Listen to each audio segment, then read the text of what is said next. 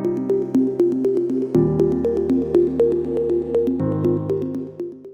am Dr. Krishna, Academic Counselor in Sociology.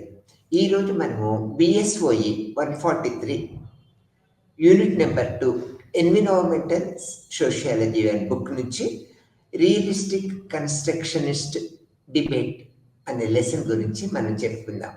ఈ లెసన్లో మనము ఎన్విరాన్మెంట్ ఇది నిర్మాణవాదము, వాస్తవికత, పర్యావరణ మార్పులు, నాటి యొక్క అధ్యయనము ఇవన్నీ కూడా కవర్ చేస్తూ వస్తామన్నమాట.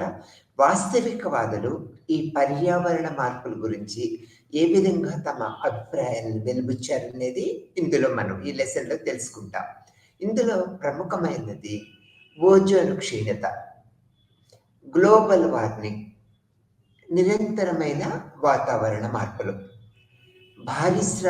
భారీ పారిశ్రామికీకరణ వల్ల వాతావరణంలో జరిగే మార్పులు, తర్వాత జన్యు మార్పులు, పెరుగుతున్న సముద్ర మట్టాలు, దానివల్ల వచ్చిన నష్టాలు, హిమాలయ ఎత్తు క్షీణత, ఆ క్షీణించటం వల్ల వచ్చిన పర్యావరణ మార్పులు, వరదలు, నిరంతరం భూమి కోత, నదుల కాలుష్యానికి ఈ పర్యావరణము ఏ విధంగా దోహదం చేస్తున్నది, అటవిక నిర్మూలన, దీనివల్ల పర్యావరణానికి ఎటువంటి ఈ మార్పులకు గురవుతున్నది, భూకంపాలు, అనుకోకుండా ఏర్పడిన భూకంపాల వల్ల పర్యావరణము ఏ విధంగా మార్పులకు గురవుతున్నది, రియాలిటీ యొక్క సామాజిక నిర్మాణం ఏ విధంగా ఉన్నదనేది ఈ లెసన్ ద్వారా తెలుసుకుందాము. యూనిట్ నెంబర్ 2 అన్నమాట, రియలిస్టిక్ కన్సర్నిస్టిక్ డిబేట్. అంటే ఈ యొక్క డిబేట్ ఈ వాస్తవికవాదులు పర్యావరణ పరిస్థితుల మీద ఏ విధంగా చెప్తూ ఉన్నారు, వాళ్ళ అభిప్రాయాలు ఏ విధంగా వివరించారనేది ఈ లెసన్ ద్వారా మనం తెలుసుకోవచ్చు. ఈ యొక్క పర్యావరణ సామాజిక శాస్త్ర రంగానికి ముఖ్యమైన కొన్ని ప్రధాన పరిశోధన ఉద్ఘాటనలు మరియు సంబంధిత సైద్ధాంతిక చర్చలు మనము ఈ లెసన్ ద్వారా కవర్ చేస్తూ ఉంటాము. పర్యావరణ సమస్యలపై వాస్తవికత మరియు నిర్మాణ దృక్కోణాల మధ్య విభజన మధ్య ఎలా అభివృద్ధి చెందుతున్నది అనేది పరిశీలించటము ఈ లెసన్ యొక్క ప్రాముఖ్యతగా మనం చెప్పుకోవచ్చు. పర్యావరణ సమస్యలకు గల కారణాలను అర్థం చేసుకోవటము వీలవుతుందన్నమాట ఈ లెసన్ ద్వారా. ఈ సమస్య యొక్క సామాజిక ప్రభావాలు మరియు పర్యావరణ సామాజిక శాస్త్రంలో ఈ సమస్యల వివరణ ఏ విధంగా ఉన్నది, ఈ విధానము ప్రతిపాదన యొక్క విమర్శలు, వాస్తవికవాదులు ఎలా తమ అభిప్రాయాలను వెలిబుచ్చారనేది మనము ఈ దశలో సంపూర్ణంగా తెలుసుకుంటూ ఉంటాం అన్నమాట. తర్వాత ఇక్కడ మనం మొట్టమొదటి వివిధ వాతావరణ పరిస్థితులు, ఈ యొక్క వాస్తవికతను మనం గుర్తించాలంటే మొట్టమొదట వివిధ వాతావరణ పరిస్థితులు లేదా సంఘటనలు, స్వతంత్ర మానవులు మరియు ఈ విషయాల వల్ల వారి సృహతో కూడిన సహజమైన అనుభవాలు, ప్రపంచ ఉనికిలో అవగాహన ఏ విధంగా ఉన్నది అనేది మనము గ్రహించగలుగుతూ ఉంటాం అన్నమాట. మానవ ఇంద్రియాల పరిశీలన ద్వారా ఈ యొక్క పద్ధతులు అనేక విధాల మనము తెలుసుకోవచ్చు అన్నమాట. తర్వాత మరియు అందువల్ల మనము వాటి స్వభావాన్ని మనము కొలవగలుగుతూ ఉంటాం, ఏ విధంగా మార్పు జరిగిందనే దృక్పథాన్ని మనము ఏర్పరచుకోగలుగుతూ ఉంటాం అనేది మనం చెప్పుకోగలుగుతూ ఉంటాం అన్నమాట. తర్వాత దాని యంత్రాంగము మరియు వాటి పని విధానాన్ని గుర్తించగలుగుతూ ఉంటాం అన్నమాట. తద్వారా సంఘటనలను అంచనా వేయవచ్చు. మరొక మాటలో చెప్పాలంటే ఈ విధానము ఇక్కడ ఒక ఆబ్జెక్టివ్ రియాలిటీ పద్ధతిలో ఉన్నది అనే దృక్పథాన్ని మనము గుర్తించవచ్చు. ఊహ మీద పనిచేస్తూ ఉంటుంది, మన ఊహాగమనాల మీద ఇది పనిచేస్తూ ఉంటుంది అనేది తెలుసుకోవచ్చు. దానికి మనము అధ్యయనం చేయవచ్చు అన్నమాట, వివరించవచ్చు. ఇక్కడ క్రిటికల్ రియలిజం అనేది ఎక్కువగా రాయల్ పాస్కర్ మళ్ళీ ఆండ్రూ అనే వాస్తవికవాదులు అనుబంధించబడిన పనిని అర్థం చేసుకోవటానికి అనేక నమూనాలు కూడిన వాస్తవ దృక్పథాన్ని మనకి అనేక దృక్పథాల్లో వివరించారని చెప్పుకోవచ్చు. ఇందులో పర్యావరణ వాస్తవికత సమాజ శాస్త్రానికి లింక్ ఏ విధంగా ఉన్నదనేది మనం ఇప్పుడు తెలుసుకుందాం. పర్యావరణ సామాజిక శాస్త్రము 2 ప్రధాన విధానాల ప్రతిపాదక మధ్య హేమలు చూసిందనేది పండితుల యొక్క అభిప్రాయం అన్నమాట. నిర్మాణవాదము మరియు వాస్తవికత, తర్వాత సొసైటీ సంబంధాలు, పర్యావరణ మార్పులు, వాతావరణంలో సామాజిక పరస్పర చర్యలు మొదలైన వాటితో క్రమశిక్షణగా వ్యవహరిస్తుంది. కాబట్టి ఇది ఒక నిర్దిష్ట ప్రాముఖ్యతను పొందుతుందనేది మనము గ్రహించవలసిన విషయంగా చెప్పుకుంటూ ఉంటాం అన్నమాట. పర్యావరణ శాస్త్రము ప్రకృతి పర్యావరణానికి సంబంధించిన భావన, విశ్లేషణ, పరిశీలన మరియు సూత్రీకరణలను వాస్తవానికి పర్యావరణ వాస్తవికతను సూచిస్తుంది మరియు పర్యావరణ విధానాన్ని రూపొందించడంలో సహాయపడుతుంది అనేది వాస్తవికవాదుల యొక్క అభిప్రాయంగా మనము చెప్పుకోవచ్చు. తర్వాత బెంటన్, తర్వాత పీటర్ డికెన్స్, రేమండ్ మర్ఫీ వంటి పండితులు వాస్తవిక దృక్పథాలను అనుసరిస్తూ ఉన్నారు. ఈ పండితులు ప్రకారము వాస్తవిక నమూనా సహజ ప్రపంచం యొక్క అంశాలు, సంఘటనలు మరియు అభ్యాసాలను మరియు సంస్థలకు దాని చిక్కులను పరిశీలించడంలో ఎంతో సహాయకారిగా ఉంటుందనేది మనము చెప్పక తప్పదు. మరియు దీనికి విరుద్ధముగా ప్రకృతి అప్పుడు భౌతిక ప్రపంచంలో నిరంతరము పనిచేసే నిర్మాణాలను నిర్వహించబడుతూ ఉంటదన్నమాట. వాస్తవికవాదులు ఈ పర్యావరణ సమస్యలపై నిజము ఏమిటి లేదా దృగ్విషయాల కారణం ఏమిటి అంటే గ్లోబల్ వార్మింగ్, యాసిడ్ వర్షము, పెరుగుతున్న కాలుష్య స్థాయిలు, నగరాల్లో హరిత నిల్వలు క్షీణించటము మొదలైన అనేక పద్ధతులను ఇది వివరిస్తూ ఉంటుంది. ఏదైనా పర్యావరణ సమస్య లేదా కారణము వివరణ కనుగొనే దిశగా చూస్తూ ఉంటాం అన్నమాట. దృగ్విషయాలను టెడ్ బెంటన్ పర్యావరణ వాస్తవిక సామాజిక పరస్పర చర్యల యొక్క ప్రాముఖ్యతను నొక్కి చెప్పారనేది మనము చెప్పక తప్పదు. అతని ప్రకారం, ఎవరు బెంటన్ ప్రకారము, ప్రకృతి సంబంధించిన ఏదైనా అవగాహన కేవలము మానవులే కాదు, మానవులు కాని వారి జీవితము, చర్యలు మరియు సందర్భాలను కూడా కలిగి ఉంటుంది. వస్తువులు, జీవులు, పర్యావరణ వ్యవస్థలు మరియు బయోగ్రాఫికల్ యొక్క ఎంటిటీలను ఇది పరిశీలించి అనేక రూపాలలో మనకి వాటి యొక్క వాస్తవికవాదమైన దృక్పథాన్ని మనకు తెలియపరుస్తూ ఉంటుంది. ఉదాహరణకు తీసుకున్నట్లయితే వాస్తవికవాదులు సహజ ప్రపంచంలో మానవ జోక్యం యొక్క పరిమితులను వాదించటం ద్వారా ఓజోను క్షీణత మరియు గ్లోబల్ వార్మింగ్, వాతావరణ మార్పులు వంటి సమస్యలపై పండిత విధాన మరియు రాజకీయ దృష్టిని ఆకర్షించడానికి ప్రయత్నిస్తూ ఉంటారు. ఈ యొక్క భారీ పారిశ్రామికీకరణ కారణముగా ఏర్పడిన ప్రపంచ పర్యావరణ సంక్షోభము ప్రకృతితో వాస్తవమైనది. ప్రకృతి మరియు సమాజానికి ప్రభావాలు మరియు చిక్కులు అనే ఆలోచనలు వారు నొక్కి చెప్పారు. ఈ వాస్తవికవాదులు అనేక విధాలుగా చెప్తూ ఉన్నారు. ప్రకృతి మరియు దాని డైనమిక్స్ కేవలము సామాజిక సాంస్కృతిక అవగాహనలు, భావన వర్గాలు కాదు. అవి తమ స్వంత స్వయం ప్రతిపత్తి, లక్షణాలు మరియు పనితీరులతో ఉంటూ ఉంటాయి. ప్రకృతి దానికి స్వంత పనితీరు, సామర్థ్యము మరియు ఉనికి యొక్క పరిమాణము ఉంటూ ఉంటుందన్నమాట. ఇది స్పష్టంగా మానవ ప్రపంచంలో పరస్పర చర్యలో ఉన్నాయనేది మనము గ్రహించవలసిన విషయం. ప్రకృతి యొక్క డైనమిక్స్ మరియు శక్తులు మరియు దాని ప్రక్రియలను అర్థం చేసుకోకుండా పర్యావరణ సంఘటనలు, మార్పులు, ఉదాహరణకి జన్యు మార్పులు, పెరుగుతున్న సముద్ర మట్టాలు, హిమనదీల ఎత్తులు క్షీణించటము, హిమాలయ పర్వతాల ఎత్తులు క్షీణించటము, తర్వాత ఈ యొక్క అనేక రకాల సంభవించిన పనులు ఈ పర్యావరణ మార్పులకి నిరంతరము దోహదం చేస్తున్నాయి అనేది చెప్పుకోవచ్చు. రేమండ్ మర్ఫీ 2002లో సహజ ప్రపంచం యొక్క భౌతిక అంశాలను మరియు మానవ సమాజానికి వాటి ప్రభావాలను చర్చిస్తూ ఉంటారు. ప్రకృతి సంక్షోభము సాంకేతికాలను మనము సీరియస్గా తీసుకున్న సందర్భాలు ఉన్నాయని మరియు వాటిని నిజమైనవిగా అర్థం చేసుకునే నిరంతరము చెప్తూ ఉన్నారన్నమాట.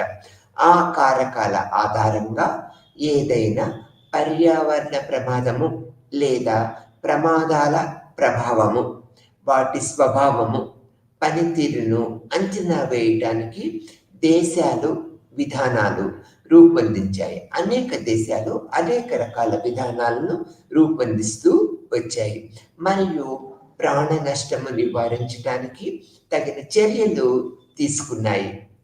ఆ తర్వాత ప్రమాద వాస్తవం అని గుర్తించినప్పుడు అనేక పారిశ్రామిక మరియు అభివృద్ధి చెందుతున్న దేశాలు ఈ సమస్యలతో ప్రత్యేకముగా విధానాలను రూపొందించాయి.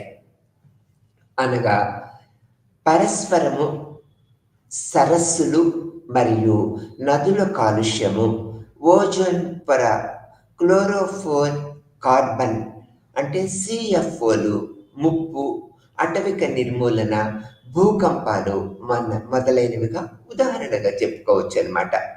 మానవ పర్యావరణంలోని నిర్మాణాలు, ప్రక్రియలు పరస్పర సంబంధాలను అర్థం చేసుకోవటంలో విస్తరించకూడదు. వాస్తవికవాదుల యొక్క స్వభావాన్ని మరియు దాన్ని ఈ విధంగా అభిప్రాయపడ్డారు. సామాజిక శాస్త్రవేత్తలు ప్రకృతి యొక్క గతిశీలతను, పర్యావరణ కారకాలు అర్థం చేసుకోవాలి మరియు మానవ సమాజము సామాజిక జీవితంపై సాధారణ దృష్టి పెట్టకూడదనే అభిప్రాయాన్ని ఈ వాస్తవవాదులు నొక్కి చెప్పారనేది కూడా మనం గ్రహించాలి. మద్దతు కోసము లేదా వ్యతిరేకంగా ప్రతి దావాను సామాజికంగా నిర్మించబడింది లేదా పోటీ అని పేర్కొనటం ద్వారా నిర్మాణవేత్తలు మర్ఫీ ఈ విధంగా వాదించారన్నమాట. పర్యావరణాన్ని మరింత దిగజార్చడానికి, వ్యాపార లాభీలు విమర్శించటానికి పర్యావరణవేత్తలు ఆధారము లేదా భూమిని తిరస్కరించారనేది కూడా మర్ఫీ అభిప్రాయపడ్డారు.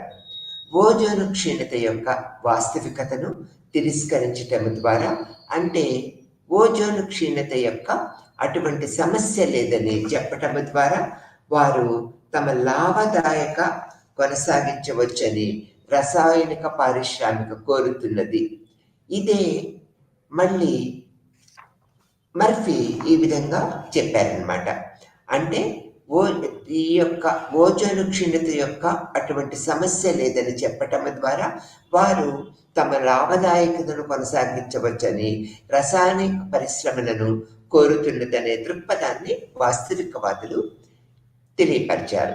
వాస్తవికవాదులు పర్యావరణ సమస్య అంటే రేడియేషన్ అంటే కాలుష్యం అన్నమాట, ఆమ్ల వర్షము మొదలైన వాటిని సామాజికంగా మరియు రాజకీయంగా సామాజిక సమస్యగా గుర్తించకముందే ఉనికిలో నివసిస్తున్న కమ్యూనిటీలు కానీ ఉండవచ్చని వాదిస్తూ ఉంటారు. అక్కడ సామాజిక సిద్ధాంతము, మానవ సమాజము మరియు ప్రకృతి శక్తులు వాస్తవికవాదుల యొక్క మధ్య సంబంధాలను వాస్తవికంగా ప్రతిబింబించే పర్యావరణ అభివృద్ధి యొక్క ప్రాముఖ్యతను నొక్కి చెప్తూ ఉన్నారు అనేది కూడా మనము గ్రహించవలసిన విషయంగా చెప్పుకుంటూ ఉంటాం అన్నమాట. వారు తమ సామాజిక విశ్లేషణ నుండి ప్రకృతి యొక్క స్వయం ప్రతిపత్తి పనితీరును వదిలిపెట్టారు. వాస్తవికవాదులు మానవ సమాజాన్ని ప్రకృతిలో పొందుపరిచిన విధానాన్ని మరియు ప్రకృతిపై సమాజం ఎలా తిరిగి పరీక్షిస్తుందో పరిశీలిస్తూ ఉంటారనేది వాస్తవికవాదుల యొక్క దృక్పథంగా మనము చెప్పుకోవచ్చు అన్నమాట. తర్వాత ఇక్కడ రియలిస్టిక్ అప్రోచ్ అని చెప్పుకున్నాం. ఈ రియలిస్టిక్ అప్రోచ్ యొక్క పద్ధతులు ఏ విధంగా ఉంటాయో వాస్తవికతవాదుల యొక్క దృక్పథం మీద ఆధారపడి మనము తెలుసుకుందాం అన్నమాట. విమర్శలు సైద్ధాంతిక వాదనలకు సంబంధించిన అనేక సమస్యలు ఉన్నాయనేది కూడా మనము గుర్తుకు పెట్టుకోవాల్సిన విషయం. వాస్తవికవాదులు, సాంఘిక నిర్మాణవాదులు వాస్తవికతని నిష్పాక్షికముగా తెలుసుకోవాలనే వాస్తవికవాదముతో అనేక సమస్యలను నిరంతరము ఎత్తి చూపుతూ ఉంటారు. ఇక్కడ వాస్తవికత యొక్క సాంస్కృతిక అంశాలను విస్మరిస్తారని కొందరు వాదిస్తూ ఉంటారు. దీని ద్వారా ప్రజలు ప్రకృతి ప్రపంచాన్ని గ్రహించి అర్థం చేసుకోవటానికి ఎంతో అవగాహన ఏర్పడుతూ ఉంటుందన్నమాట. ఇక్కడ మనం చూసినట్లయితే కాలుష్యం అనేది అనేక విభిన్న వ్యక్తులచే చాలా భిన్నంగా గ్రహించబడుతూ ఉన్నది. ఇది ఎల్లప్పుడూ నటీనటులు పర్యావరణ సమస్యలు ర్యాంక్ క్రమాన్ని క్రమబద్ధీకరించటం వలన సహజ లక్ష్య వాస్తవికతను అనుగుణంగా ఉంటుందనేది కూడా మనము గ్రహించవలసిన విషయంగా చెప్పుకుంటూ ఉన్నాం. కానీ సంక్లిష్టమైన సామాజిక సాంస్కృతిక ప్రసంగాలు మరియు రాజకీయ అజెండాలు ద్వారా ఇవి రూపొందించబడతాయి. దీనివల్ల మనకు రియలిస్టిక్ అప్రోచ్ యొక్క భావన పరిపూర్ణంగా సంపూర్ణంగా అర్థమవుతుందనే దృక్పథాన్ని మనము గ్రహించవచ్చు అన్నమాట. ప్రకృతి విజ్ఞానం యొక్క జ్ఞానము గురించి వాస్తవికవాదులు పర్యావరణ వాస్తవాలను దృష్టిని ఆకర్షించటం ద్వారా నిర్మాణవేత్తలందరూ సంపూర్ణ నిశ్చయముగా విమర్శిస్తూ ఉంటారు. ఇది కొన్ని సామాజిక పరిస్థితుల్లో తెరవబడిన మరియు తక్కువ అధికారిక సారూప్య సమాజ ప్రభావానికి కారకాలుగా ఉంటూ ఉంటాయి అన్నమాట. అదనంగా పండితులు అనేక వాస్తవిక సిద్ధాంతాలు పర్యావరణ సమస్యల యొక్క ఖచ్చితమైన కారణాలను అంచనా వేయటానికి చాలా సన్నద్ధమయ్యాయని అభిప్రాయపడ్డారు. ప్రకృతి యొక్క సామాజిక నిర్మాణ ఖాతాని విమర్శిస్తూ డికెన్స్ వాస్తవిక స్థానాన్ని సమర్థిస్తూ ఉన్నారు. అనేక రూపాలలో సమర్థిస్తూ ఉన్నారు డికెన్స్ అనే వాస్తవికవాది.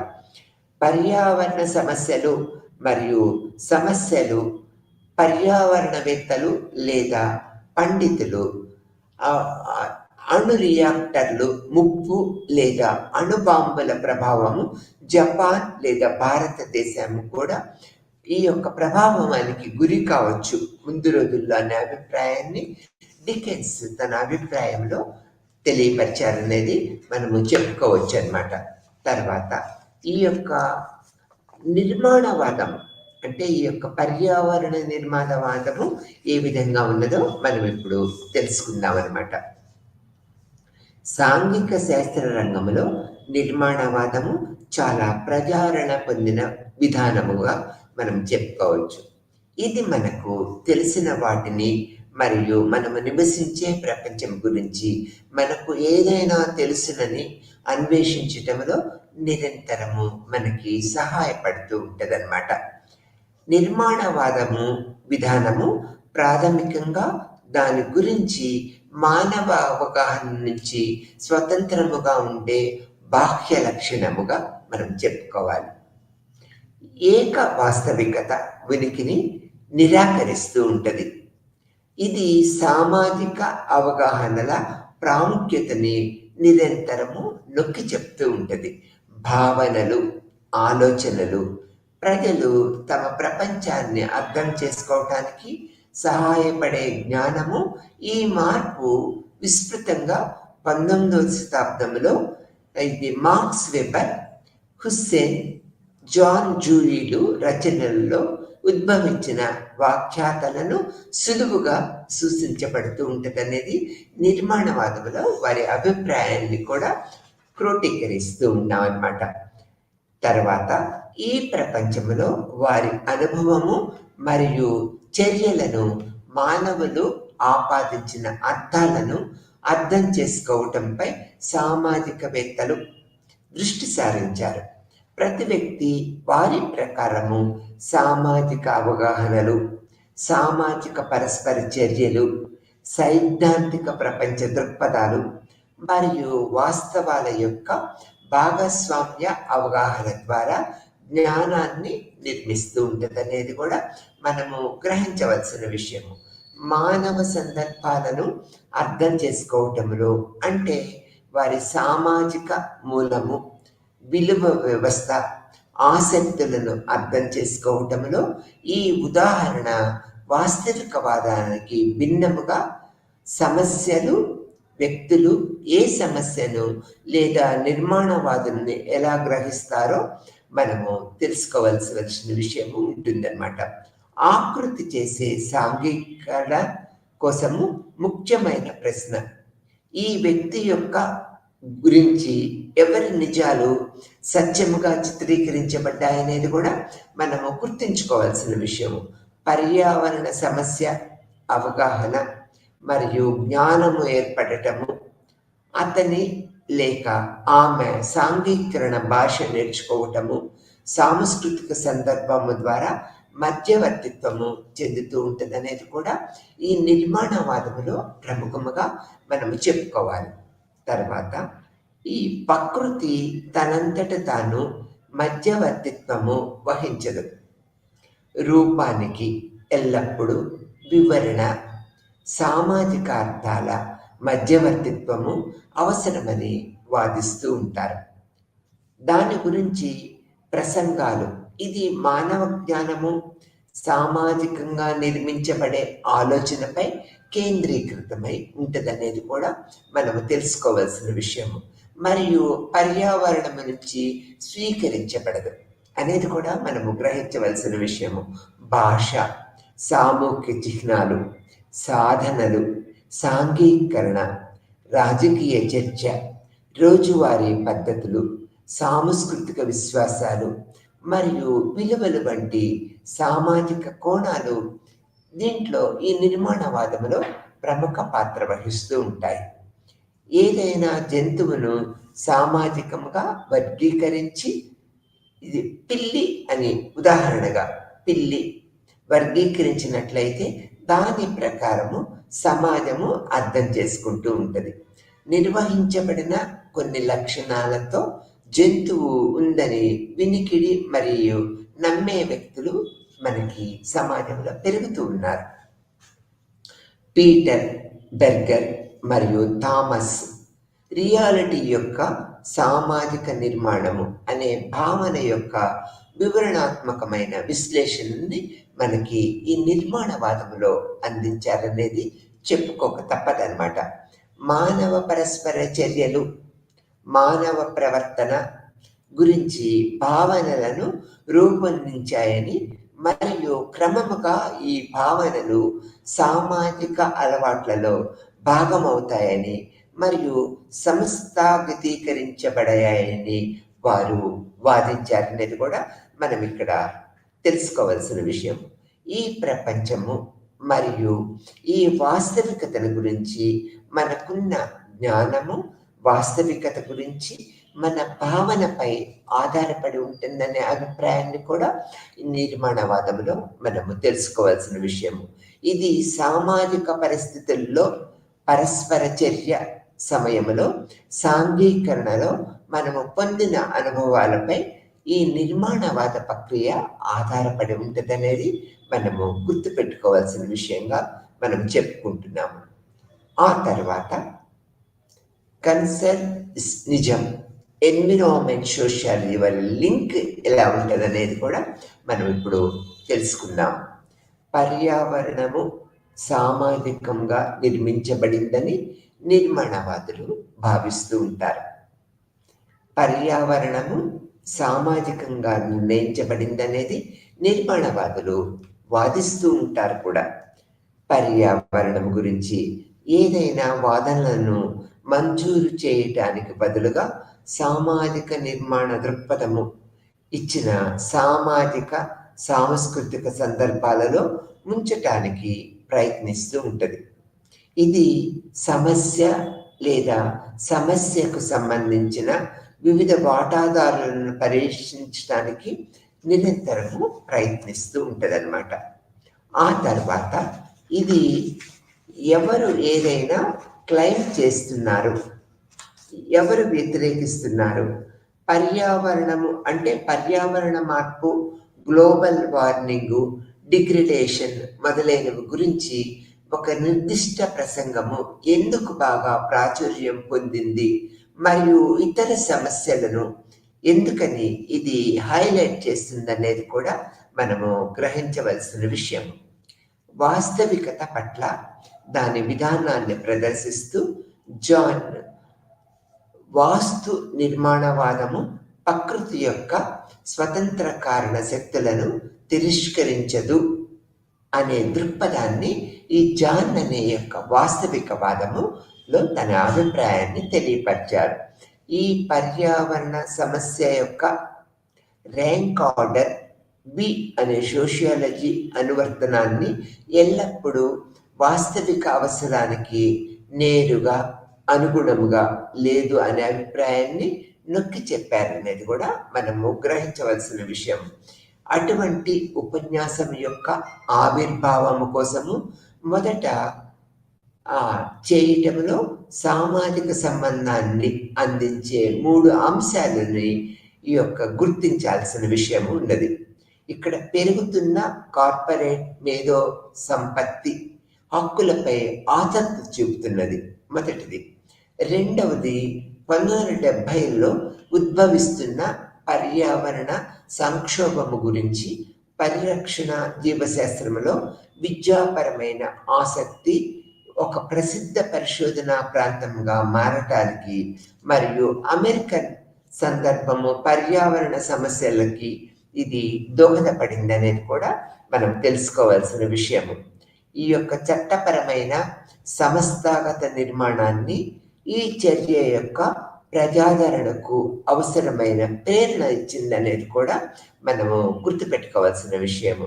అంతర్జాతీయ సంస్థలు మరియు వాటి సమావేశాల పెరుగుదల పర్యావరణ ప్రపంచానికి ప్రచారానికి నష్టము సమస్యను లేవనెత్తటానికి ఇది దోహదపడిందనేది కూడా మనం తెలుసుకోవాలి. అంతర్జాతీయ స్థాయి మరియు అందించిన గణనీయమైన కొత్త డొమైన్లకు ఇది సహాయపడింది. ఈ సందర్భముగా జీవ వైవిధ్యము నిర్మూలన, ప్రత్యేక రకాల స్వరాలు, వాదనలు మరియు ఉపన్యాసాల వైవిధ్యము, పర్యావరణ పరిరక్షణ, పర్యావరణ సంక్షోభాల సందర్భము, జాతుల యొక్క విపత్తత, అటవిక నష్టము కోసము ధామాను నిర్మించటంలో ప్రధాన పాత్ర పోషించడానికి విద్యా సంబంధము అయిన దృష్టి మనకి పెంచిందనేది చెప్పుకోవాలి. హన్నిగాన్ మరియు బర్నింగ్ హోమ్ కూపర్ 1999లో పర్యావరణ సమస్యలు మరియు సమస్యలు స్పష్టముగా కనిపించే సమస్య కాదని, సామాజికంగా ముఖ్యమైన పర్యావరణం నిర్మించబడిందని సూచిస్తూ ఉంటాయి. మరొక మాటలో చెప్పాలంటే ఒక సామాజిక నిర్మాణ దృక్పథము జీవ వైవిధ్యం యొక్క నష్టముపై ఆందోళనలను మరియు సమాజంలో విభిన్న స్థాయిలో సామాజికంగా నిర్మించబడిందని మరియు ఈ ప్రక్రియ విశ్లేషణాత్మకముగా అధ్యయనం చేయవలసి వచ్చిందని నిరూపించగలదు. ఇతర పర్యావరణ ఉపన్యాసాలు వేర్వేరు ప్రదేశాలు మరియు సమయాలలో ఎలా నిర్మించబడతాయో కూడా ఇది మనకి చూపిస్తూ ఉంటుందన్నమాట. అనేక పర్యావరణ క్లాములలో ఒకదాని విజయం కూడా ఇది మనకి నిరంతరము సవాలు చేస్తూ ఉంటుంది అనేది కూడా మనము గుర్తుపెట్టుకోవాల్సిన విషయంగా చెప్పుకోవాల్సిన విషయం. తర్వాత ఒక నిర్మాణ దృక్పథాన్ని మనం తీసుకున్నట్లయితే ఇందులో పర్యావరణ సమస్య యొక్క విజయవంతమైన నిర్మాణానికి అవసరమైన కారణాలను కూడా మనం గుర్తుపెట్టుకోవాల్సిన విషయంగా మనం చెప్పుకుంటూ ఉంటాం. క్లెయిముల కోసము శాస్త్రీయ ఆధారము మొదటిదిగా మనం చెప్పుకోవాలి. క్లెయిముల కోసము శాస్త్రీయ ఆధారం. రెండో పాయింట్కి వచ్చినట్లయితే ధృవీకరణ పర్యావరణవాదాన్ని తన వంతెన చేయగల పాపులరైజేషన్స్ ఉనికిని సైన్స్ ఏ విధంగా ప్రాముఖ్యత ఇస్తుందనేది కూడా మనము తెలుసుకోవాల్సిన విషయం. మూడో విషయానికి వచ్చినట్లయితే మీడియా అటెన్షన్లో సమస్య ఏర్పడింది అనేది నవల మరియు ముఖ్యమైనదిగా మనం గుర్తుపెట్టుకోవాలి. తర్వాత నాలుగో పాయింట్కి వచ్చేటట్లయితే సింబాలిక్ మరియు విజువల్ పరంగా సమస్య యొక్క నాటకీయత ఏ విధంగా ఉన్నది కూడా మనం తెలుసుకోవాల్సిన విషయం. ఐదో పాయింట్కి వచ్చినట్లయితే సానుకూల చర్య తీసుకోవడానికి ఆర్థిక ప్రోత్సాహాలు ఏ విధంగా ఉన్నాయనేది కూడా నిరంతరము మనము గమనించే విషయంగా చెప్పుకుంటూ ఉంటాం అన్నమాట. 2 చట్ట పద్ధతులను నిర్ధారించగల సంస్థాగత స్పాన్సర్స్ నియామకము మరియు కొనసాగింపు నిరంతరము జరగాలనే దృక్పథాన్ని మనము తెలుసుకోవాలి. ఇవి నిర్మాణ దృక్పథం యొక్క సూత్రాలుగా మనం చెప్పుకోవచ్చు అనేది ఇక్కడ మనము తెలుసుకోవాల్సిన విషయం.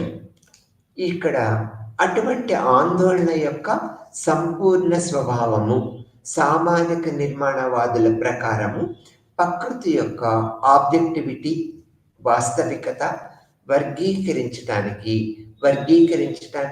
మరియు అర్థం చేసుకోవటానికి మనము ఉపయోగించే భాష నిజమైన వ్యక్తులను సామాజిక, సాంస్కృతిక మరియు రాజకీయ పరిమాణాలను కలిగి ఉంటుందనేది కూడా మనము గుర్తించవలసిన విషయం అన్నమాట. నిర్మాణ నిపుణులు ఈ యొక్క ప్రక్రియలను పరిశీలించాలని నొక్కి చెప్పారు.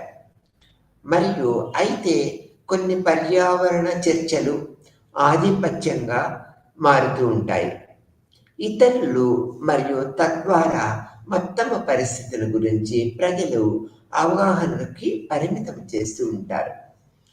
వారు పర్యావరణ సమస్యలను పరిష్కరించడానికి ఏదో చేస్తున్నారని ప్రజలను ఒప్పించేందుకు రాష్ట్ర మరియు పరిశ్రమల అభివృద్ధిని అలంకారిక హోదాలు, ప్రసిద్ధ ప్రకటనల ద్వారా చూడటానికి నిర్మాణవాద స్థానము మాకు సహాయపడుతుందని హైలైట్ చేస్తూ ఉంటుంది.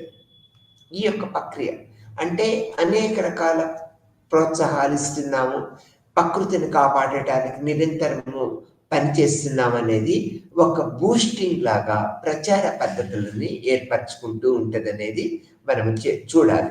వాస్తవముగా జరుగుతున్నది అందువలన సామాజిక నిర్మాణవాదము ఉపక్రమ శిక్షణకు అత్యంత విలువైన విధానంగా ఉంటుందనేది కూడా మనము గుర్తుపెట్టుకోవాల్సిన విషయము. ఎందుకంటే ఏదైనా పర్యావరణ సమస్య ఉత్పన్నమయ్యే మరియు సమాజంలోని ప్రజలు ముందుకు తీసుకురావటానికి మార్గాలను పరిశీలించటము మరియు ప్రశ్నించటము సామాజిక శాస్త్రవేత్తల ప్రధాన విధి అని ఇది నొక్కి చెప్తూ ఉంటదన్నమాట. వివిధ సామాజిక నటులచే పర్యావరణ సమస్యలు యొక్క ర్యాంకు, క్రమము, ఎజెండా సెట్టింగు యొక్క రాజకీయ స్వభావాన్ని ఇది నిరంతరము ప్రతిబింబిస్తూ ఉంటదన్నమాట. ఇక్కడ ఈ వాస్తవికవాదులు బర్కింగ్ హోమ్ మరియు కూపర్ పర్యావరణ సమస్యలతో వ్యవహరించేటప్పుడు సామాజిక నిర్మాణ నిపుణులు తీసుకునే 2 కీలక స్థానాలని హైలైట్ చేశారు. అవి ఏంటంటే, మొదటిది మనం తీసుకున్నట్లయితే సామాజిక శాస్త్రవేత్తలు పర్యావరణంపై, మానవులు దుర్వినియోగంపై దృష్టిని ఆకర్షించే సామాజిక పరిశోధనలో నిమగ్నమై ఉన్నారు. తర్వాత కాని వారు పర్యావరణ సమస్యను సంబంధించిన రాజకీయ స్థానాలను దూరంగా ఉండాలి మరియు పర్యావరణ పరిస్థితుల గురించి ప్రధాన స్రవంతి చర్చలు లేదా కథనాలను పరిశీలించడంపై నిరంతరము దృష్టి పెట్టాలనేది ఈ యొక్క మొదటి వాదంలో చెప్పుకుంటూ ఉంటాం. తర్వాత ఆధిపత్య పర్యావరణ దావాల యొక్క సామాజిక మరియు సాంస్కృతిక నిర్మాణ ప్రక్రియ యొక్క పరిశీలన విధానాలను రూపొందించడానికి లేదా పర్యావరణ సమస్యలను పరిష్కరించడానికి కొన్ని దిశలను ఇవి మనకు అందించగలుగుతూ ఉంటాయి. తర్వాత రెండవది పాయింట్ మనం తీసుకున్నట్లయితే, తమ సాధారణ ధోరణిలో తటస్థంగా ఉండటానికి బదులుగా సామాజిక నిర్మాణవాదులు అభిప్రాయాలను నిరంతరము చురుకుగా తీసుకుంటూ ఉంటారు. దీనివల్ల ఈ చురుకుగా నిర్ణయాలను తీసుకోవటం వల్ల పర్యావరణ పరిరక్షణకు ఎంతో దోహదకారిగా ఉంటుందనే దృక్పథాన్ని మనము గ్రహించవలసిన విషయము. పర్యావరణపై వారి అధ్యయనాల్లో స్థానిక ప్రజలు లేకపోతే సంఘము ప్రజలు ఇక్కడ ప్రాతినిధ్యం వహిస్తూ ఉంటారనేది మనము గుర్తుపెట్టుకోవాల్సిన విషయం.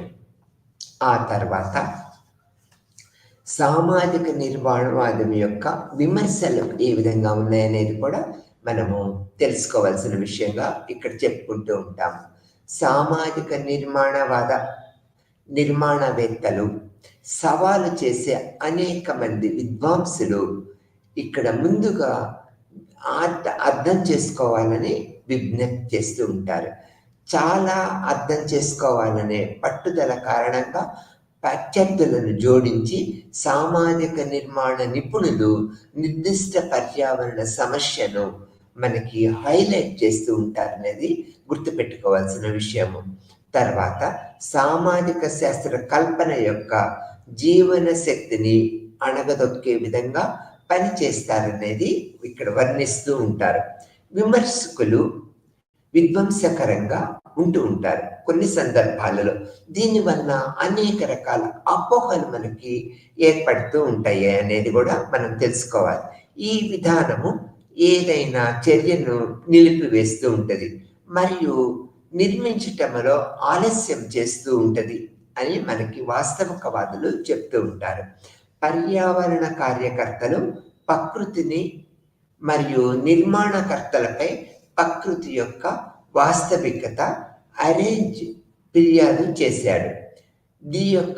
దీని వాస్తవికవాదులు నిర్మాణవాదులు నిరాశావాదాన్ని వ్యాప్తి చేసినందున మానసిక నిర్మాణాలు విమర్శకుల అభిప్రాయం ప్రకారము ఈ దృక్పథము సామాజిక సాంస్కృతిక శాస్త్రజ్ఞులు పర్యావరణ సమస్యలు వాస్తవమైనవని మరియు ప్రకృతి లేదా పర్యావరణాన్ని చట్ట పద్ధతులు బలహీనపరుస్తుందనే దృక్పథాన్ని ఈ యొక్క వాస్తవికవాదులు మనకి తెలియపరిచారు. ఇందులో పర్యావరణ సమస్య గురించి ఈ సామాజిక నిర్మాణాలన్నీ ఈ సమస్య యొక్క వాస్తవికతను మార్చలేవనే అభిప్రాయాన్ని కూడా ఈ అంతర్దృష్టులు సూచిస్తూ ఉంటాయి. ప్రజలు వాయు కాలుష్యం యొక్క విభిన్న పదాలు, భావనలు, అర్థాల వర్గీకరణను కలిగి ఉండవచ్చు మరియు అది జీవుల కోసము దాని ఉపయోగాలను మారుస్తూ ఉంటుంది అనేది కూడా మనం ఇక్కడ గుర్తుపెట్టుకోవాల్సిన విషయము. వాయు కాలుష్యము సామాజిక మరియు పర్యావరణ ఆరోగ్యానికి ప్రతికూల ప్రభావంతో కొనసాగుతూ ఉంటుంది అనేది కూడా మనము తెలుసుకోవాల్సిన విషయంగా చెప్పుకుంటూ ఉంటాము. తర్వాత విద్వాంసులు పర్యావరణం యొక్క ప్రాముఖ్యతను ఎత్తి చూపటం ద్వారా పర్యావరణంపై దృష్టి, ప్రకృతి మరియు దాని ఉనికి యొక్క స్వయం ప్రతిపత్తి గతిశీలతను కూడా ఈ యొక్క విమర్శిస్తూ ఉంటారు. ఈ సమాజంలో భూకంపాలు, అగ్నిపర్వతాలు, మంచు తుఫానులు సంభవించటాన్ని నిర్మూలించటంలో తక్కువ నియంత్రణ విజయము సాధిస్తూ ఉంటాయి. తర్వాత ఈ వాస్తవిక స్థానము స్వభావాన్ని సమర్థిస్తూ ప్రకృతి మానవుల యొక్క గతిశీలతలకు ఇచ్చిన అర్థాలను సామాజికముగా నిర్మించవచ్చని ఇతను ఈ వాస్తవికవాదులు నొక్కి చెప్పారు. అయితే డైనమిక్స్ కేవలము మానవ అవగాహనలు, అర్థాలు మరియు వాటి సామాజిక నిర్మాణం గురించి మాట్లాడటాన్ని విస్మరించలేము. వాటిని మానవులు అనేక పద్ధతులలో మనకి పరిశీలన దృక్పథాన్ని వివరిస్తూ ఉన్నారనే దృక్పథాన్ని మనము గమనించవలసిన విషయం. ఇక్కడ మనం తీసుకున్నట్లయితే ఈ యొక్క యూనిట్ మొత్తం మనకి ఈ యొక్క వాస్తవికత మరియు నిర్మాణవాదము, ఇది పర్యావరణ సమస్యలు మరియు ఆందోళనకి ఒక లక్ష్యాన్ని ఏర్పరుస్తూ ఉంటుంది అనేది మనము గుర్తుపెట్టుకోవాల్సిన విషయం. మరియు శాస్త్రీయ పద్ధతిలో వివరించడానికి ప్రయత్నించే వాస్తవిక దృక్పథం యొక్క విభిన్న అంశాలను కూడా చర్చిస్తూ ఉంటుంది. పర్యావరణ వాస్తవికతను మనము నిరంతరము అర్థం చేసుకోవచ్చు, తర్వాత మ్యాప్ చేయవచ్చు మరియు నిర్దిష్టంగా విశ్లేషించవచ్చు అనే ఊహపై వాస్తవికత నమ్మకంగా పనిచేస్తూ ఉంటుంది అనేది మనం గ్రహించవలసిన విషయం. మరొక వైపు సామాజిక నిర్మాణవాద స్థానము, సామాజిక సందర్భాలు, ఉపన్యాసాలు మరియు పర్యావరణ సమస్యలు మరియు ఆందోళన యొక్క నిర్మాణ స్వభావంపై దృష్టి పెడుతూ ఉంటుంది. ఇది నిరంతరము దృష్టి పెడుతూ ఉంటుంది. ఇది పర్యావరణ భావాలు గురించి మరియు మరింత వివరణలను, అవగాహనను అందిస్తూ ఉంటుంది. నిర్మాణ నిపుణులు పర్యావరణ సమస్యలను, అంటే గ్లోబల్ పర్యావరణ మార్పు, గ్రీన్ హౌస్ ప్రభావాలు, గ్లోబల్ వార్మింగ్ మరియు వారి సామాజిక మరియు సాంస్కృతిక సందర్భాలు, అర్థాలు మరియు ఉపన్యాసాలను గమనించవలసిన విషయంగా చెప్పుకుంటూ ఉంటారు. వివిధ సామాజిక నటులు పాత్ర, కమ్యూనిటీలు, కొన్ని వస్తువుల ఉత్పత్తి మరియు నిర్వహణలో ప్రభుత్వ సంస్థల వంటి వాటిపై దృష్టిని ఆకర్షించటం ద్వారా పెరిగిన కాలుష్యము, ఈ సమస్య గురించి ఆలోచనలు, జ్ఞానము, వాదనలు మరియు మానవ పర్యావరణ పరస్పర చర్యలకు సంబంధించి పండితుల యొక్క ఉత్పత్తి చేసే జ్ఞానాన్ని అర్థం చేసుకోవటానికి ఈ చర్చ మనకి సహాయపడుతూ ఉంటుంది.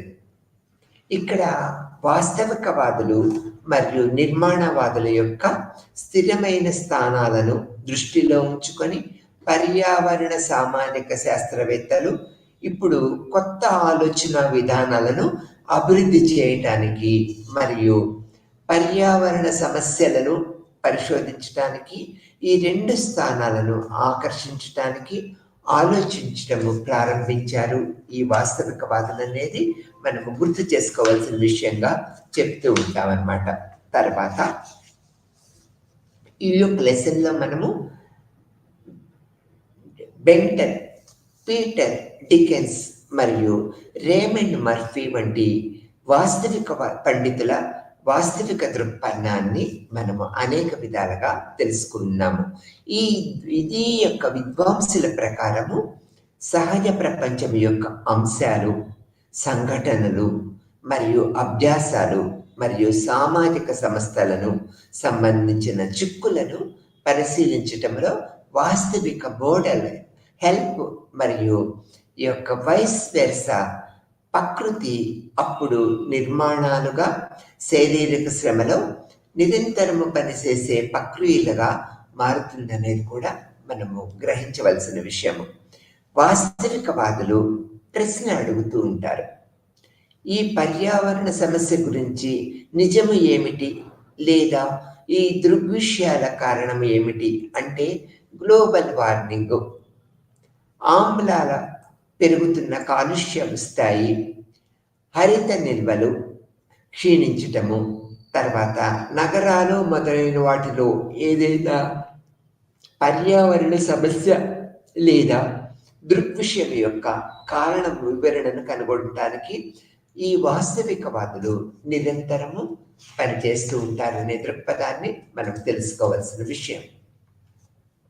ఆ తర్వాత నిర్మాణకారులు పర్యావరణ వాస్తవం గురించి వాస్తవికవాది యొక్క సంపూర్ణ ఖచ్చితత్వాన్ని విమర్శిస్తూ ఉంటారు. ప్రకృతి యొక్క విజ్ఞాన శాస్త్రం యొక్క జ్ఞానము అంతా మానవ నిర్మాణము అనేది మనము ఇక్కడ గ్రహించవలసిన విషయము. ఇది కొన్ని సామాజిక పరిస్థితుల్లో ఉత్పత్తి చేయబడినది మరియు ఇలాంటి సామాజిక కారకాలను ప్రభావం చేయటానికి తెరవబడి ఉంటుంది. అదనంగా పండితులు చాలామంది వివిధ రకాల అభిప్రాయాలను కూడా కలిగి ఉంటారనేది మనము తెలుసుకోవాల్సిన విషయంగా చెప్పుకుంటూ ఉంటాం అన్నమాట. వాస్తవిక సిద్ధాంతకర్తలు పర్యావరణ శాస్త్రాలలో తక్కువ అధికారిక శిక్షణను కలిగి ఉన్నారనేది కూడా మనము తెలుసుకోవాల్సిన విషయము. మరియు అందువల్ల పర్యావరణ సమస్య యొక్క ఖచ్చితమైన కారణాలను మూల్యాంకనం చేయటానికి తగినంతగా సన్నద్ధము మనము కాలేమనేది కూడా మనము తెలుసుకోవాలి. ఆ తర్వాత ఇక్కడ హన్నిగాన్ జీవ వైవిధ్యంపై పర్యావరణ చర్యను అర్థం చేసుకోవటానికి సామాజిక నిర్మాణాత్మక దృక్పథం యొక్క అనువర్తనాన్ని మనకి అందిస్తుందనేది కూడా మనము గుర్తుపెట్టుకోవాల్సిన విషయంగా చెప్పుకుంటున్నాము. అటువంటి ఉపన్యాసం యొక్క ఆవిర్భావాన్ని, సామాజిక సందర్భాన్ని అందించే 3 అంశాలను మనకి ఇతనుకు హన్నిగాన్ మనకు తెలియపరిచారు. మొదటిది మనం తీసుకున్నట్లయితే జన్యు వనరులను ఉపయోగించటము మరియు పేటెంట్లు మరియు మేధో సంపత్తి హక్కుల ద్వారా గుత్తాధిపత్యము చేయటంలో పెరుగుతున్న కార్పొరేట్ ఆసక్తిని కూడా మనం గుర్తుపెట్టుకోవాలి. ఈ మొదటి పాయింట్ అది. రెండో పాయింట్ తీసుకున్నట్లయితే 1970లో ఉద్భవిస్తున్న పర్యావరణ సంక్షోభం గురించి పరిరక్షణ జీవశాస్త్రంలో విద్యాపరమైన ఆసక్తి ఒక ప్రసిద్ధ పరిశోధనా ప్రాంతముగా మారటానికి దోహదపడిందనేది మనం తెలుసుకోవాలి. చివరకు అమెరికన్ సందర్భంలో పర్యావరణ సమస్య కోసము చట్టపరమైన మరియు సంస్థాగత నిర్మాణము ఏర్పడటము ఈ చర్చ యొక్క ప్రజాదరణను అవసరమైన ప్రేరణనిచ్చిందనేది కూడా మనము చెప్పుకోవాల్సిన విషయము. అంతర్జాతీయ సంస్థలు మరియు వాటి సమావేశాలు పెరుగుదల అంతర్జాతీయ స్థాయిలో జీవ వైవిధ్య నష్టము సమస్యను లేవనెత్తడంపై గణనీయముగా సహాయపడిందనేది కూడా మనము గుర్తుపెట్టుకోవాల్సిన విషయము. పర్యావరణ ప్రచారానికి కొత్త డొమైన్లను అందించింది. ఈ సందర్భము జాతుల అటవిక నిర్మూలన, పర్యావరణ పరిరక్షణపై పెరిగిన విద్యా దృష్టిని దోహదపడిందనేది కూడా మనము చెప్పుకోవాల్సిన విషయము. పర్యావరణ సంక్షోభాల ద్వారా సందర్భము ఒక నిర్దిష్ట రకమైన స్వరాలు, క్లెయిములు మరియు ఉపన్యాసాలు వైవిధ్యము నష్టము కోసము దాదాపు నిర్మించటంలో ఆధిపత్య పాత్ర పోషించడానికి అనుమతించిందనేది కూడా మనము గుర్తుపెట్టుకోవాల్సిన విషయము. ఇక్కడ హన్సిదాస్ మరియు బర్నింగ్ హోము మరియు కూపర్ పర్యావరణ సమస్యలు మరియు సమస్యల స్వీయ సృష్టమైన సమస్య కాదని సామాజికంగా ముఖ్యమైన పర్యావరణ సమస్యగా నిర్దేశించబడుతుందని చూపుతున్నదనేది కూడా వాస్తవికవాదులు తమ అభిప్రాయాల్లో వెలుగుచ్చారనేది మనం చెప్పుకోవాల్సిన విషయము. వివిధ కారణాలపై సమాజాన్ని సవాలు చేసే అనేక మంది నిర్మాణ నమూనా పండితులు ఎంతోమంది ఈ యొక్క వాస్తవికవాదుల్లో ఉన్నారనేది మనము గ్రహించవలసిన విషయము. ముందుగా ఏదైనా పర్యావరణ సమస్య లేదా దావా యొక్క నిర్మాణ స్వభావాన్ని అర్థం చేసుకోవాలనే పట్టుదల కారణంగా నిర్మాణ నిపుణులు ప్రత్యక్ష పరిష్కారాలు మరియు చర్యల గురించి మాట్లాడకుండా మరియు విస్మరించటాన్ని పండితులు ఈ విధంగా చేస్తున్నారనేది ఆరోపిస్తూ ఉన్నారు. తక్షణ చర్య అవసరమయ్యే సమయంలో వివిధ వ్యక్తులచే నిర్దిష్ట పర్యావరణ సమస్యలు ఉదాహరణకు తీసుకున్నట్లయితే గ్రీన్ హౌస్ ప్రభావము జోడించి సామాజిక అర్థాలను అర్థం చేసుకోవటానికి నిర్మాణ నిపుణులు విజ్ఞప్తి చేస్తున్నారనేది ప్రత్యర్థులు వాదిస్తూ ఉన్నారన్నమాట. ఈ సమస్యపై నిర్దిష్ట రాజకీయ వైఖరిని నిర్మించటంలో ఇది ఆలస్యం చేస్తుందని విమర్శకులు అంటూ ఉన్నారు. రెండవది, చాలా మంది విద్వాంసులు సాపేక్షవాదంతో మునిగిపోవటము మరియు పర్యావరణం గురించి ఒక విధమైన కల్పిత కథనాన్ని సహకరించటం ద్వారా సామాజిక శాస్త్ర కల్పన యొక్క జీవశక్తిని అణగదొక్కటానికి నిర్మాణకర్తలు పనిగా వర్ణిస్తూ ఉన్నారు.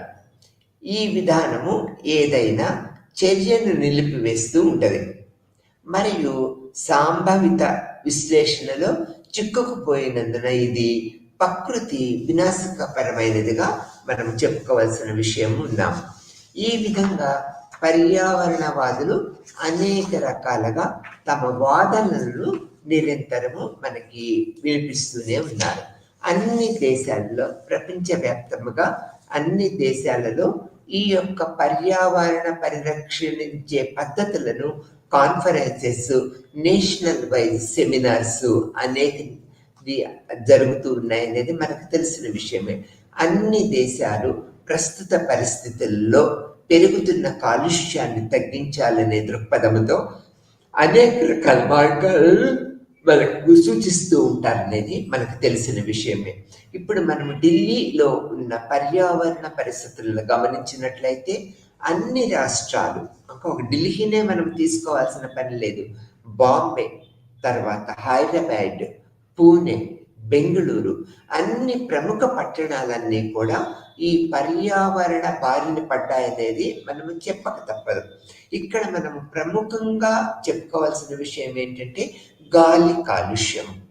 గాలి కాలుష్యం వల్ల నిరంతరము సమాజంలో ఉన్న ప్రజలకి ఆరోగ్య సమస్యలని చేస్తూ ఉంటుంది, ఆరోగ్య సమస్యలని క్రియేట్ చేస్తూ ఉంటుంది.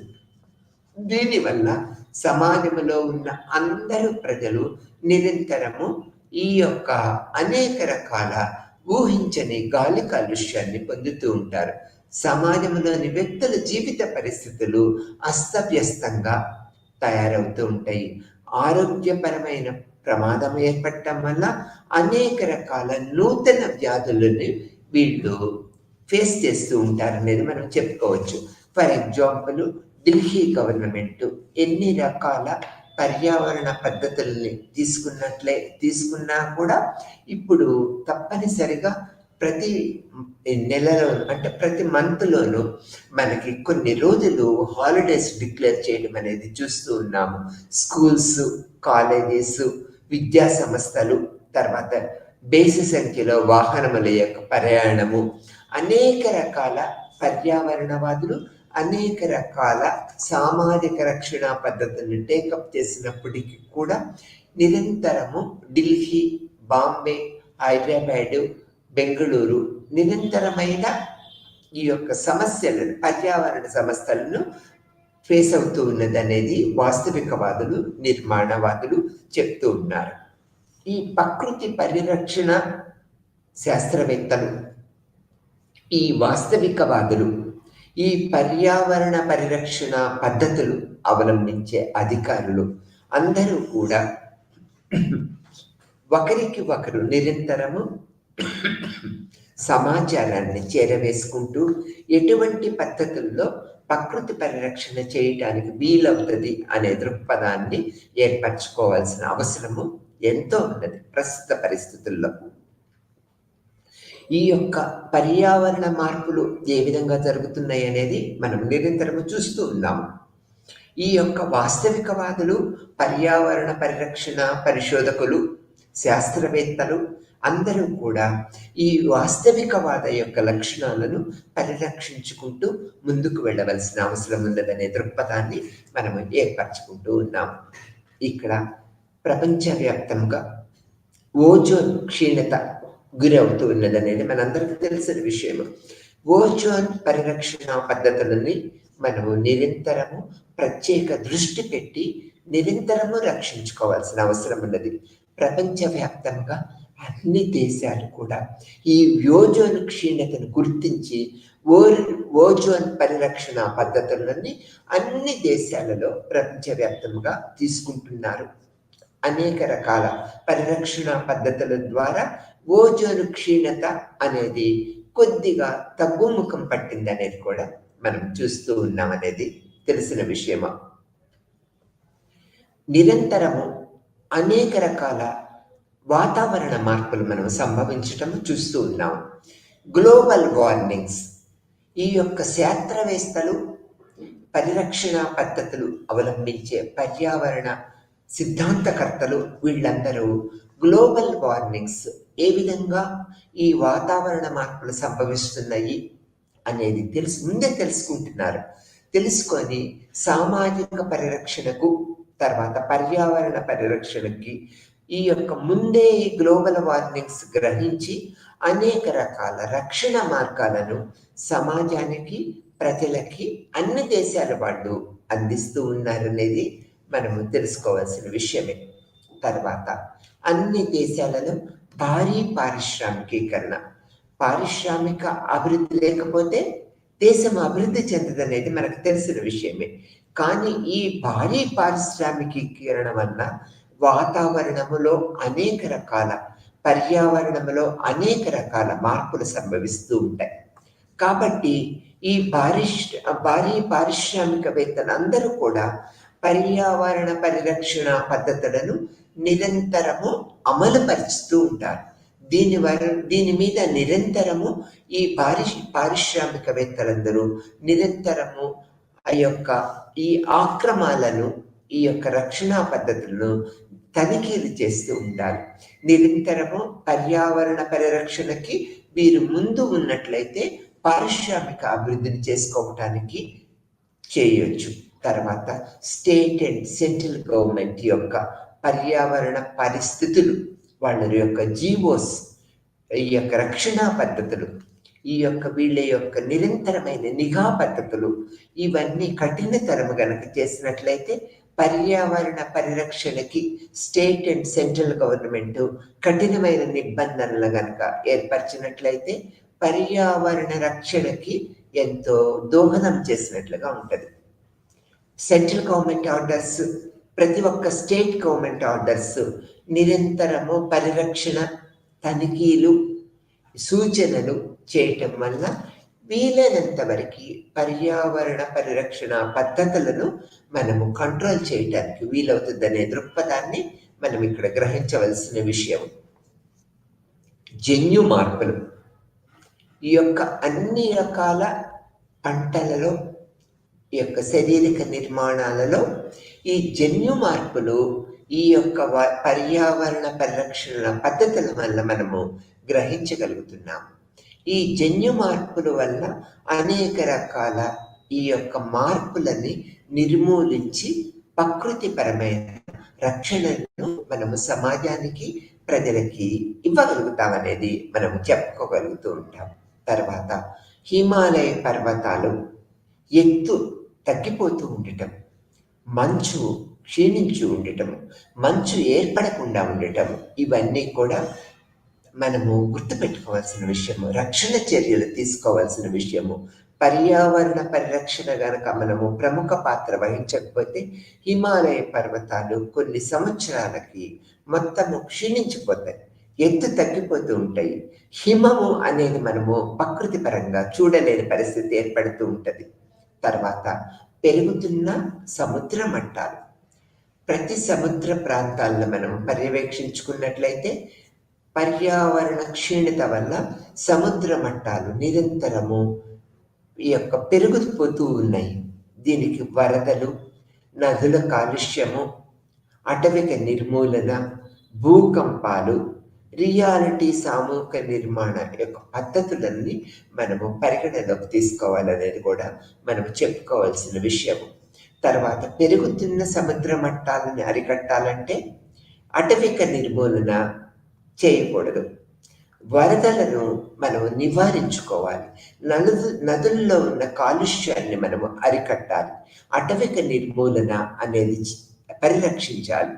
ఈ విధమైన పద్ధతుల ద్వారా మనము పర్యావరణ పరిరక్షణ చేయగలుగుతాము అనే దృక్పథాన్ని మనం ఈ యొక్క రియలిస్టిక్ కన్సర్వేసివ్ డిబేట్ ద్వారా అనేక రకాల మార్గాలని మనము ఈ లెసన్ ద్వారా తెలుసుకున్నాం. ఇది విద్యార్థులకి ఎంతో స్ఫూర్తిదాయకము, అనేక రకాల అవగాహన పద్ధతులని మనకు తెలియపరుస్తుంది అనేది చెప్పుకోదగ్గ విషయంగా చెప్తున్నాం అన్నమాట. నమస్తే.